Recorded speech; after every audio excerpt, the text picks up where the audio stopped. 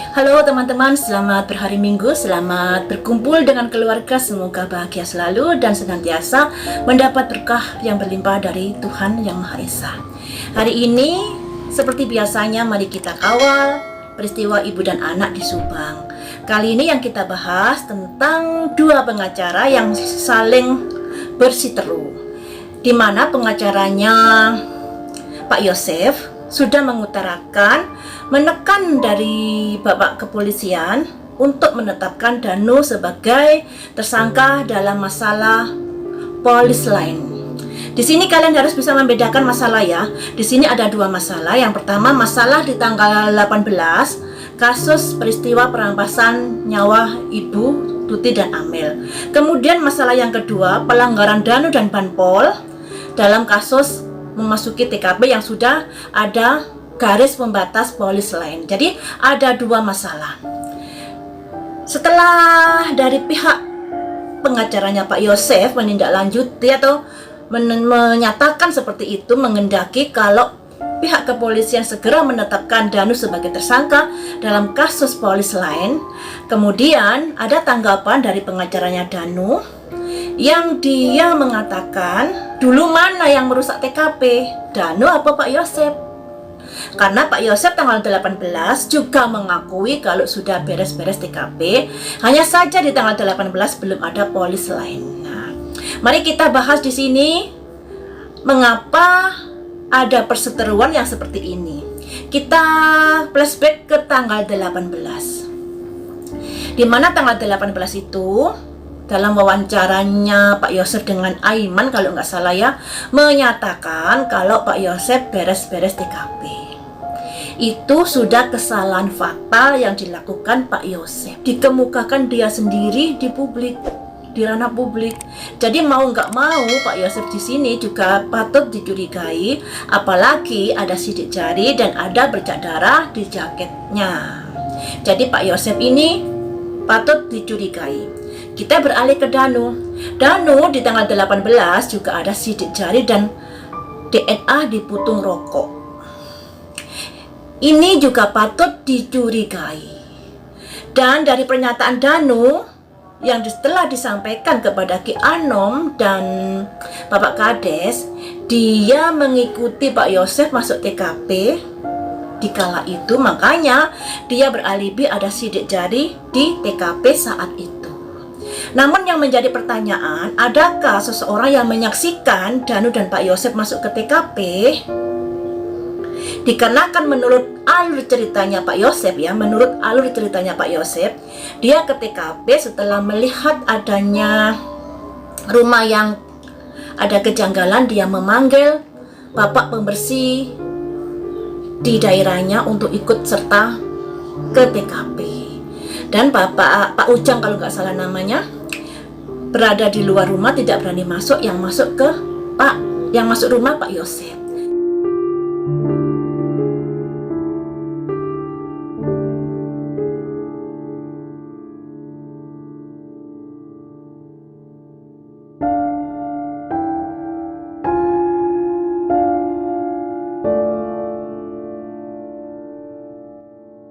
Jadi di tanggal 18 baik Pak Yosef maupun Danu mempunyai bukti di TKP dan itu bisa dicurigai dan bisa saja keduanya nanti menjadi tersangka.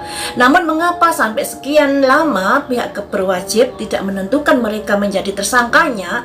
Mari kita ungkap di sini melalui prediksi ya. Tapi prediksi ini belum tentu benar. Jadi kalian juga harus mengerti dan mencerna prediksi ini dengan baik-baik. Jangan dijadikan sebuah kepastian. Cuma di sini saya hanya ingin mencari tahu melalui kartu tarot. Mengapa, alasannya apa Bapak Kepolisian masih belum juga menentukan kedua orang ini menjadi tersangkanya. Alasannya apa? Ada simbol gosip. Gosip, pembicaraan. Selanjutnya, mengapa harus terpaku pada gosip? Mengapa harus terpaku pada omongan publik? karena ada simbol ekspansi, perpindahan. Jadi bisa dikatakan Pak polisi ini, pihak berwajib ini mencurigai ada orang lain yang bermain selain dua orang ini.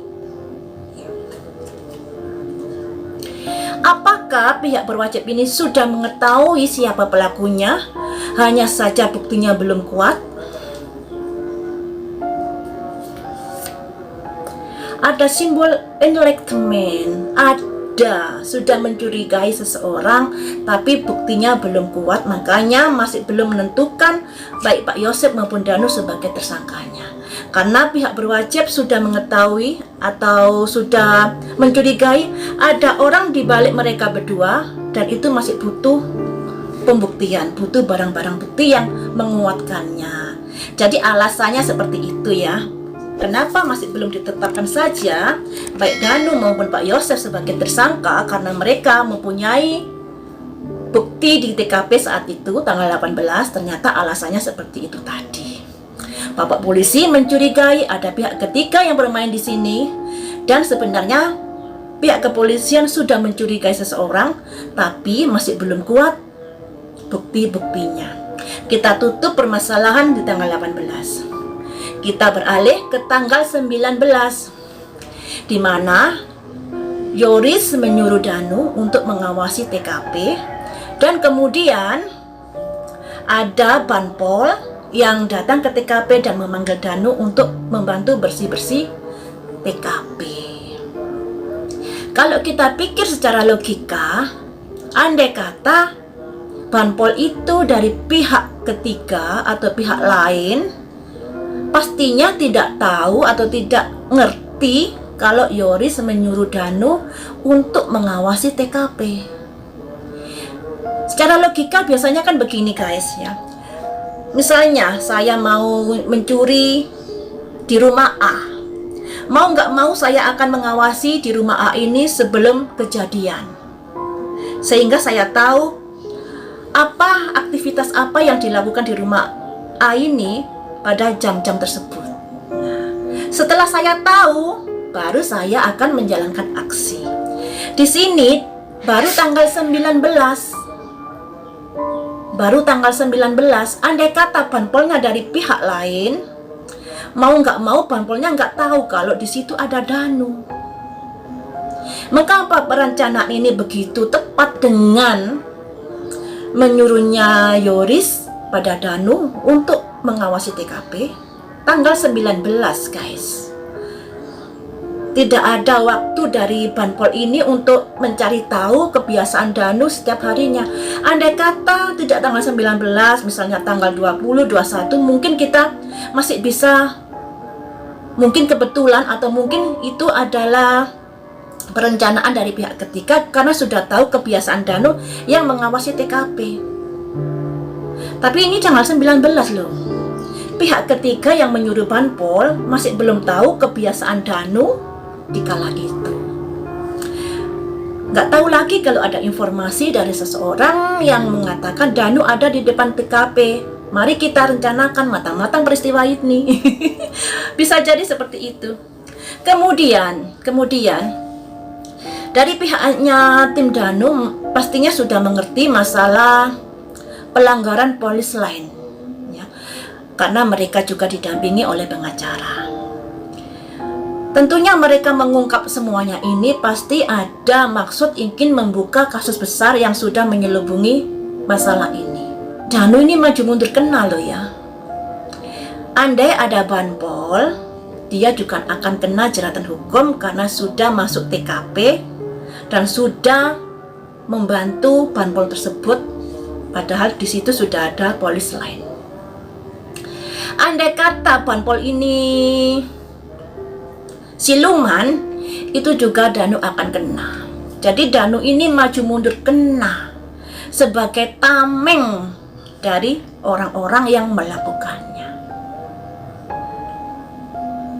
Danu ini sangat kasihan sebenarnya ya, kasihan sekali saya melihat Danu ini, tapi gimana lagi, ini proses hukum yang harus dilakukan dengan tegas.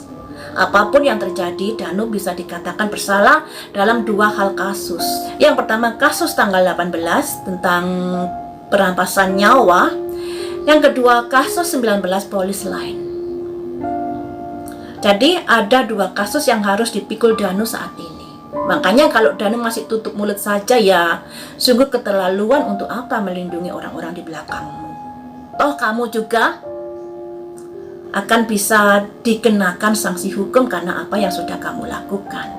Yang mending buka sekarang, rame-rame masuk dalam peristiwa ini ya, biar semuanya masuk ya. Akan saya baca di sini tentang polis lain dan sanksinya jika menerobos. Ini dari blognya Kartika Lawyer yang sudah diunggah beberapa tahun ya, entah tahun berapa ini. Yang intinya ini ya, Kartika Lawyer ya. Jadi saya sekedar membacakan, semoga kita bisa belajar dari apa yang diunggah di Google-nya ini. Sesuai dengan kewenangan penyelidik sebagai diatur pasal 5 ayat 1 huruf A KUHAP, garis polisi dipasang untuk membantu penyelidik menemukan dan mengamankan barang bukti pada peristiwa pidana yang ada. Jika seseorang memasuki area yang dibatasi dengan garis polis tanpa izin kepolisian, hal tersebut dapat diduga sebagai kejahatan apabila dilakukan dengan tujuan tertentu, seperti misalnya menghilangkan barang bukti sebagaimana diatur dalam pasal 221 ayat 1 angka 2 KUHP yang berbunyi 1.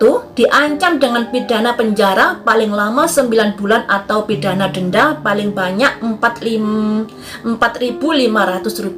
Oleh karena pemasangan garis polis bertujuan untuk memudahkan kepolisian dalam melakukan penyelidikan atau penyidikan, maka jangka waktu pemasangan garis polis tersebut adalah sampai dengan penyelidikan atau penyidik selesai. Itu masih tanggal 19 kemarin. Tentunya belum selesai. Ya, belum selesai. Jadi kenapa kok ada Banpol dan Danu membantunya? Itu yang menjadi tanda tanya. Dari blognya Kartika Lawyer, kita juga jadi berpikir kalau Danu ini bisa jadi tersangka dalam kasus polis lain dengan Banpolnya. Jadi baik Danu maupun Banpolnya ini bisa menjadi tersangka dalam kasus ini menurut pasal 221 itu tadi. Apalagi ini masih tanggal 19, baru kemarin kejadian peristiwa. Tanggal 19 sudah menerobos masuk garis polis lain. Di sini Danu harus benar-benar tegas loh ya. Ini bukan masalah sepele, ini masalah hukum. Dalam kasus polis lain ini bisa dikurung 9 bulan tadi itu ya, kalau saya baca itu. Kalau memang terbukti masuk. Tapi Danu itu sudah terbukti masuk. Dia sudah ngomong sendiri. Dan Danunya ini disuruh Yoris untuk mengawasi TKP tanggal 19. Padahal Danu ini ada sidik jari di tanggal 18. Jadi bisa disangkakan kalau Danu ini ada keterlibatan di tanggal 18. Mestinya Yoris jangan menyuruh Danu untuk ngawasi TKP. Berbahaya untuk Danu. Apalagi kok pas ada Banpol yang datang memanggil Danu.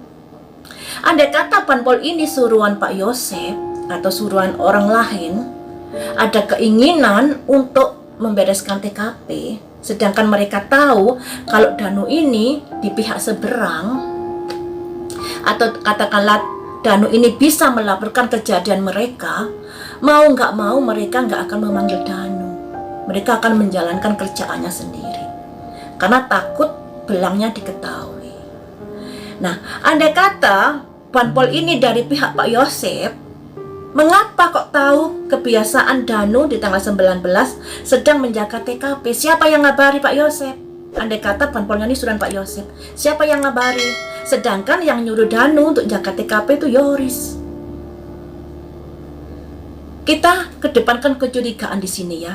Makanya di sini ada benang merah antara Yoris dengan Pak Yosep. Andai kata Banpolnya ini suruhan Pak Yosep loh, andai kata. Kok ya tahu kalau ada Danu di situ? Apakah sudah ngerti kebiasaan Danu? Padahal itu masih 1 hari setelah kejadian, tentunya belum ngerti. Kecuali kalau Danu ini sudah menjaga berhari-hari, baru ada Banpol yang mengerti kebiasaan Danu menjaga dan ingin menjebaknya untuk masuk ke TKP. Tapi Banpolnya ini andai kata suruhan orang lain tidak tahu kebiasaan Danu. Karena hanya selang sehari setelah kejadian loh ya. Ini yang menjadi tanda tanya besar. Danu ini kayaknya ditumbalkan dalam peristiwa ini. Ditumbalkan. Nah, kalau Danu sudah merasa begini, ya sudah ngomong aja, buka-bukaan saja, ngapain ditutup-tutupi? Buka semua, biar terbuka semua siapa pelakunya. Entah itu Yoris, entah itu Pak Yosef, entah itu ada pejabat yang lainnya, buka aja udah. Daripada berlama-lama. Toh lama dan tidaknya, Danu ini juga bisa menjadi tersangka di dalam kasus garis polis lain. Ya, kalau mungkin dia bisa menunjukkan atau membuktikan Banpolnya, kemungkinan Danu mungkin nggak seberat hukumannya karena Danu sebagai peran pembantu. Apalagi Danu juga nggak tahu kalau itu polisi atau tidak. Mungkin ada keringanan hukuman nantinya. Tapi Danu tetap saja kecakap dalam masalah polis lain ini. Nah, yang kurang ajar ini yang menyodorkan Danu ini. Yang kurang ajar itu di situ. Kemudian ibaratnya gini ya, ibaratnya menjemput bola Danu ini di sini. Menjemput bola untuk dimasukkan ke TKP. Lah, ya kok pas? Yoris menyuruh Danu, kemudian ada Banpol. Banpolnya awe-awe, ayo Danu ikut bantu saya. Pas banget. Oh. Ya kita lihat saja nanti ke depannya masalah ini seperti apa. Jadi di sini ada saling kecurigaan antara kubunya Pak Yosef dan kubunya Yoris. Terus kubunya Yoris ada kecurigaan kepada pihak yang berwajib karena ada Banpol ini tadi. Jadi kalau kemarin saya bilang ada segitiga bermuda, sekarang ada segi 4. Pihaknya Yosef, pihaknya Yoris, Danu, dan kepolisian. Jadi masalahnya saat ini kayak benang ruwet, kayak lingkaran setan di sini. Saling menuding, saling ini, saling itu.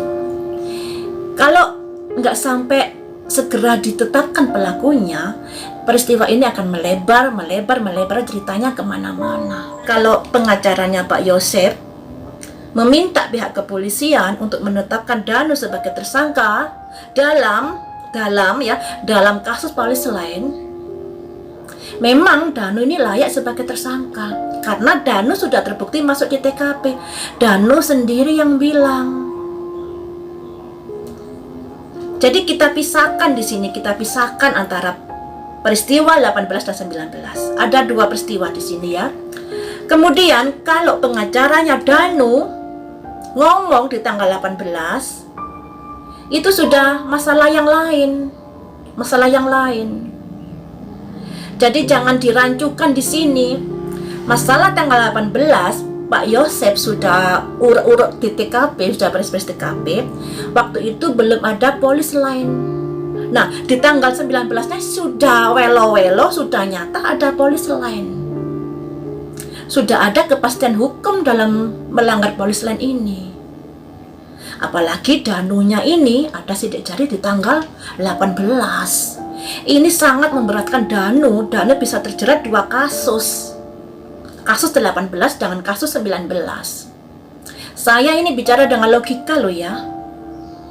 Kalian mungkin yang membela Danu juga harus berpikir logika. Jangan hanya sekedar mengidolakan, membela-membela, terus asal komen ini sebagai tersangka titik, ini sebagai tersangka titik. Apa nggak kasihan Danu yatim piatu? Apa nggak kasihan Danu ini anak lugu dan polos? Kita dalam ranah hukum tidak mengenal itu. Bahkan gestur tubuh pun nggak akan bisa jadikan bukti saksi, bukti dalam sebuah peristiwa. Misalnya ya, gestur tubuhnya Pak Yosef, kenapa dia nggak shock, kenapa dia nggak teriak, kenapa dia nggak lari ke sana kemari ketika melihat TKP yang seperti itu, kenapa malah beres-beres? Gestur tubuh tidak bisa dijadikan rujukan untuk barang bukti. Demikian juga saat Mbak Poppy Amelia mewawancarai Yoris dan istrinya ketika dia bertanya tentang kucing, setelah itu Mimi istri Yoris langsung hang, itu juga tidak dijadikan sebagai alat bukti untuk mengungkap peristiwa ini. Hanya sebatas memberi, oh ternyata ini memberi petunjuk saja, bukan dijadikan dasaran bukti untuk mengungkap peristiwa ini, bukan barang bukti itu. Jadi di sini kita dalam mengawal peristiwa Subang ini, kita juga harus mengedepankan akal sehat dan logika.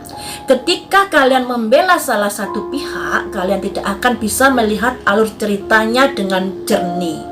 Kalian cenderung memaksakan pikiran kalian, harus begini, harus begini, harus begini. Yang terjadi itu akan malah menyusahkan pihak berwajib untuk menentukan putusannya nanti.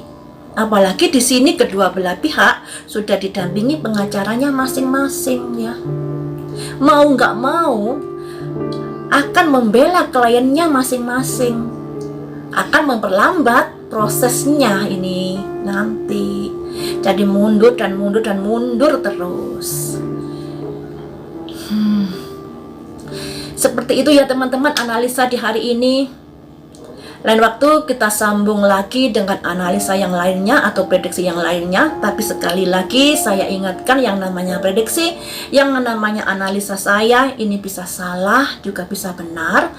Pastikan kalian untuk selalu mengedepankan akal sehat ketika mencerna analisa saya.